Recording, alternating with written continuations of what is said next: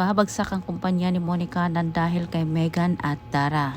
Samantala, napapahiya naman itong si Meghan sa harap ni Jenny. Matapos din siyang sinabihan ng BJYO na si Jenny ang kanilang pipiliin. Katwiran ng nasabing grupo, mas makakatulong itong si Jenny sa kanilang bagong album kumpara sa Yumi. Samantala sa kabilang banda, tilang matuluyan ng magkawatak-watak ang grupong Yumi. Desisyon ang dalawang kaibigan ni Jenny na humiwalay umano sa nasabing grupo dahil ito sa hindi magandang trato ni Meghan sa kanila. Samantala, unti-unti nang niloloto ni Vanna ang solo album ni Jenny. Sorpresang ibinalita ni Vanna kay Jenny patungkol ito sa guesting kay Boy Abunda kuno. Sinadya ni Vanna na ilabas ito sa media para makarating umano ito sa Yumi. Bagay na hindi rin ito ikinatungan ni Dara at Meghan. Hindi tinatantana ni Dara itong si Jenny sa paninira. Tilang may pinaplano naman itong si Dara para hindi matuloy ang guesting ni Jenny kay Boy Abunda. Nagulat si Dara at Meghan sa pagbalik naman ni Amelia. Ngunit ilang kinakabahan naman itong si Dara ngayong si Amelia hindi na niya magawa ng husto ang kanyang masamang plano dito kay Jenny. Sinisiraan ni Meghan itong si Jenny kay Amelia. Gumagawa ito ng kwento at binaliktad niya ang istorya. Pareho nilang pinaniwala itong si Amelia na si Jenny umano ang naninira sa Yumi.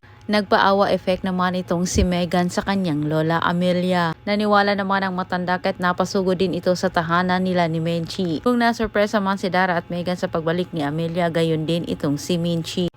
Gusto makita ni Amelia itong si Jenny na sa mga oras na iyon ay abala din ang dalaga sa pag-insayo sa napaparating na concert ng BGYO. Nagkasagutan si Amelia at Menchie dahil din ito sa pinaniwala ni Meghan kay Amelia. Ipinagtanggol ni Menchie ang kanyang anak sa matanda at ikwinento ang totoong nangyari sa kala Meghan at Jenny.